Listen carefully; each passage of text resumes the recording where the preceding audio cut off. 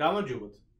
ცნობილი ფაქტია, რომ მარტივი ენების სწავლა, რომლებიც საკუთარ მშობლიურ ენასთან ახლოსაა.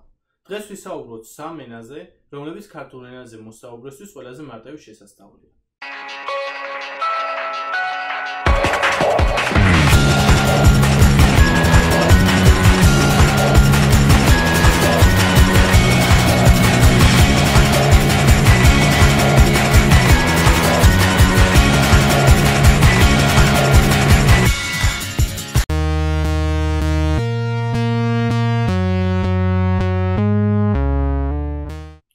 მეგრული ენა ძველი წერთაღრიცხვით პირველ ათწლეულში გამოეყო ქართულ ენას. ამიტომ იგი ერთ-ერთი ყველაზე მარტივი ენაა, რომლის შესწავლაც შეგიძლიათ. სავარაუდოდ მის დასაუფლებად 3-დან 6 თვემდე დაგჭირდებათ, რადგან შეგიძლიათ მეგრელი მეგობრები დაიხმაროთ.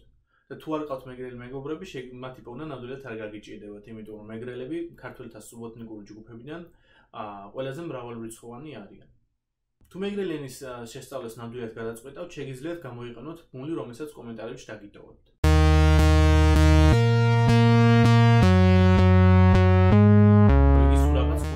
წინ აღმოჩნდა მეგრულისგან იზოლირებული. ამ ფაქტის გამო ხშირად მეცნიერები ლაზურს და მეგრულს ერთ კატეგორიაში აერთიანებენ, რომელსაც ზანურს ეძახიან. ზანური თავისთავად ქართველური ენის ნაწილია. ლაზურის დაუფლებას დაახლოებით ვფიქრობ 4-დან 8 თვემდე მაინც დასჭირდება. იმ შემთხვევაში თუ მეგრული არ იცით. მაგრამ თუ მეგრული იცით, ვფიქრობ მაქსიმუმ 1-2 თვე დაგჭირდეთ მის შესასწავლად.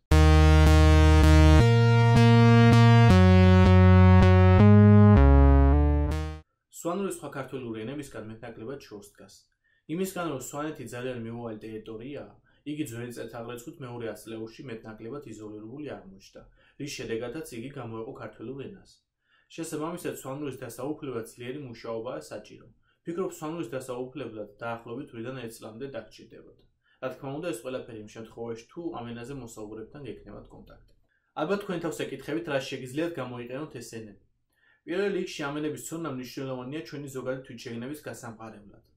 მესმის და გეთანხმებით, რომ ქართული ენა ყველაზე ახლოსაა ქართველურ ენასთან, მაგრამ ეს იმას არ ნიშნავს, რომ ჩვენი სხვა ენები ძლიერ ჩამორჩება მას. ასევე ვფიქრობ, რომ მეგრულის, ლაზურისა და სვანურის შესწავლა დაეხმარება მომავალ ლინგვისტებს და ისტორიკოსებს უკეთესად შეისწავლონ ჩვენი ეთნოსის ისტორია. და ბოლოს, არც სვანი ვარ, არც მეგრელი და არც ლაზი. უბრალოდ ქართველი. მომავალ შეხვედრამდე.